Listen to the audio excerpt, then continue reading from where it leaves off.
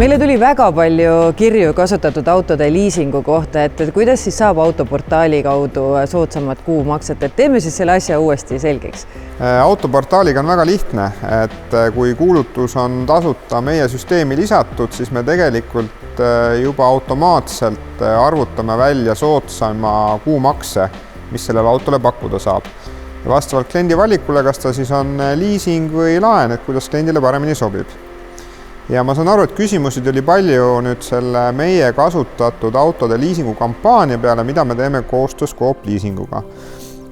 See tõesti on Eesti oludes eriline pakkumine, ehk see tähendab seda, et koostöös Coop Liisinguga siis 5-aastase liisingu perioodi puhul me jätame auto jääkväärtuseks 40%. See tähendab siis seda, et kuumakse tuleb tegelikult natuke soodsam kui tavalise liisingu puhul ja jääkväärtus natuke kõrgem. Ja näiteks seesama Renault sinine Clio siin, selle auto saab näiteks 130 euroga kuus. Kuidas see protsess välja nägema hakkab, et kui ma nüüd leian autoportaalist endale sobiva auto, kuidas ma siis saan selle kõige parema pakkumise? See on kõige lihtsam, et kui oled juba auto endale välja valinud, siis meil tegelikult auto vaates me juba kuvame automaatselt kõige paremat pakkumist, mis saada on. Et on vaja vajutada ainult taotle nuppu, panna oma andmed sisse ja me suunamegi kohe sind õigesse kohta ja seal on vaja liisingu taotlus lõpuni teha ja ongi finantseerimine käes. Kas ma saan sorteerida ka kuumakse järgi näiteks, et ma tahangi, et ma tean, et ma üle 200 euro kuus ei taha auto eest maksta?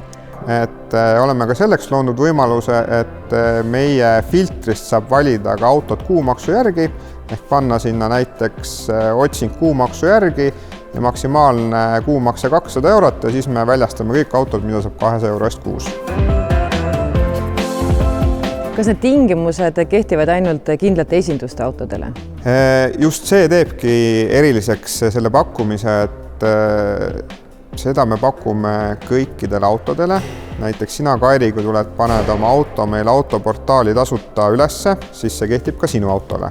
Et seal on küll väiksed piirangud läbisõidu ja aasta osas, aga see kehtib ka eraisikust auto müüja puhul siis. Veel üks oluline nüanss, mis meie liisingu pakkumise puhul kehtib, on see hind, mida me seal näitame. See ei ole nüüd päris hind alates, vaid see on päris see kuumakse, mille eest selle auto saab. Ehk see ei muutu kümnetes eurodes siiapoole või sinnapoole. Et see on päris pakkumine. Kuumaksu vahe tuleb päris märkimisväärne ja kes soovib saada endale madalat kuumakset, tasub kindlasti tulla autoportaali vaatama ja sealt omale siis liising ära vormistada. Kui ma ei soovi liisingut võtta, näiteks laenuga autot osta, kas siis saab ka kuidagi parema hinna? Jaa, kõige soodsam viis autot finantseerida on liising, aga kui mingil põhjusel klienti peaks soovima liisingut kasutada, soovib selle näiteks varem välja osta või kasutada väiksemat summat, siis on meil ka laenupakkumised täitsa olemas.